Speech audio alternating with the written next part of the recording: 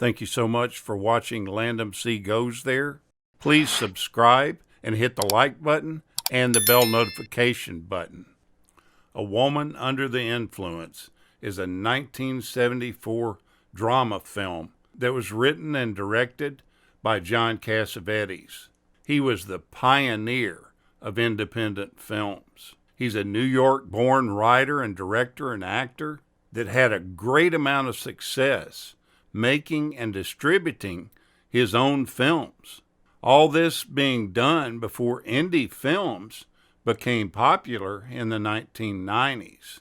It seemed most of them brought critical acclaim, and a lot of them made money. The most prominent one being this film, one of 8 movies he directed that starred his wife, Gena Rowlands, and the only one for which they both were Oscar nominated. They didn't win, though, but Rowlands' performance as a housewife having a complete nervous breakdown is regarded as one of the best acting jobs ever done. And Cassavetes' sensitive, naturalistic style influenced everyone that saw the film. Cassavetes originally wrote it as a stage play, which he intended for Rowlands to play the part. Rowlands really liked what her husband had written, but she realized that it was just too intensely emotional for her to perform this night after night. She felt she truly would have a nervous breakdown herself. The famed director retooled this into a screenplay, allowing his wife to keep her sanity. He didn't really approach the film as a story about a person that was crazy. He was asked if he did any research into mental illness or nervous breakdowns when he wrote the story, and he states that he didn't. He really didn't think the film was about that. He said that he was half crazy himself, and he felt like everyone else was on the verge of some kind of insanity. He felt this particular woman wasn't crazy, that she was just frustrated beyond belief. And more than anything, she was just socially inept. Though Hollywood studios were taking risk in the 1970s, giving directors quite a bit more free rein than they had previously, nobody wanted to spend any money on this film about a crazy middle-aged dame. Cassavetes mortgaged his house and took up a collection from among his actor friends to finance the movie. Half of that being from his longtime friend, Peter Falk, who was starring in TV's Columbo at the time. Falk was so taken by the screenplay that he turned down an offer from another movie just to star in this film, plus the fact that he ponied up $500,000 of his Columbo dollars to help get it made. In making an independent film that has a really low budget, they have to resort to many things to be resourceful with their dollars. In one outdoor scene, the director powered his equipment by hijacking a municipal power line. He also used a lot of unpaid labor.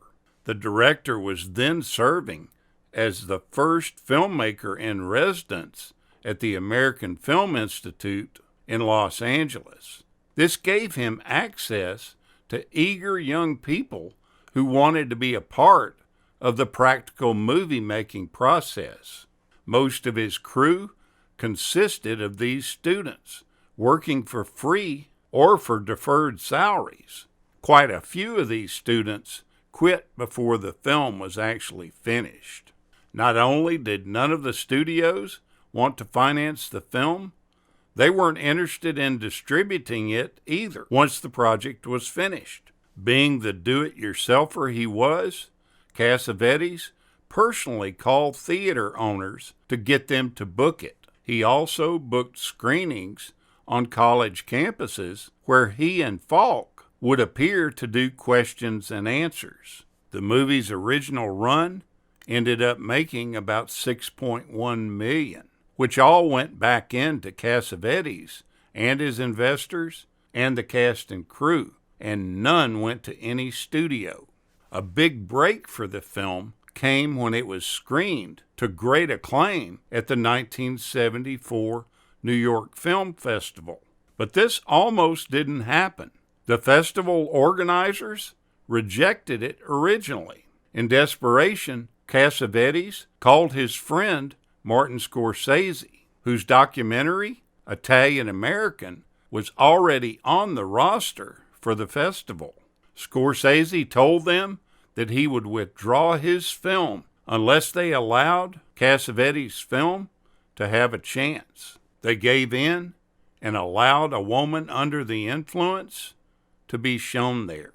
Cassavetes was really struggling at the time because he felt like it was so hard to get a film like this done. He thought it was so tough to get it in front of the public that it made making films not very much fun at all.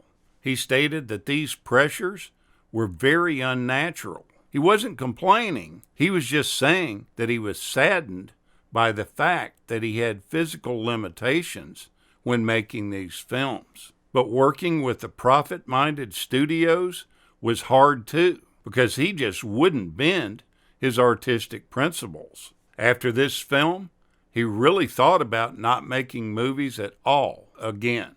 He even thought if the movie wasn't successful, he wouldn't make another film. But luckily for us, he did go on to make 5 more films before his death in 1989. The movie has a certain feel to it. There's really in-your-face camera angles, close-ups, a lot of them. And it really does feel like it was improvised, but it wasn't. Rollins and Falk give very naturalistic performances, often seeming like these things are completely unscripted conversations. But when the director was asked about this after the film was released, he stated that no, there was an entire script written and there were no improvisations done whatsoever. The 2 leads in the film had really no rehearsals outside of the table read they did. They weren't allowed to talk to each other about their characters. They agreed that with Cassavetes, you never knew what was going to happen until you got on camera. Peter Falk reminisces over one scene that was shot in the movie and how immediately before the first take, the director ran over to him and forced a blue hat on top of his head. This ends up being the iconic worker's hat that the character Nick ends up wearing in the first few scenes. Falk said that that last-minute addition of that hat added to his performance. And he also states that a lot of times the director would be shooting and you wouldn't even know it. One example of this is the scene where the doctor tries to give Mabel the sedative. He didn't know that they had begun shooting when Mabel delivered her first line. This allowed for a more genuine, shocked look from Nick.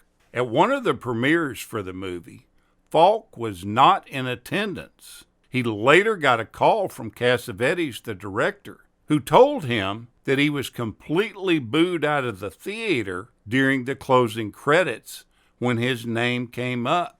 The actor was terribly shocked and confused until he was told that it was because it was at the beginning of the women's rights movement. So naturally, everyone rooted for Rollins's character in the film. If you want to see some electrifying performances by Gena Rollins and Peter Falk, watch this movie. You'll see John Cassavetes working at his artistic peak. Take a look at this acclaimed film. Thank you so much for watching, and we'll continue to chase the classics.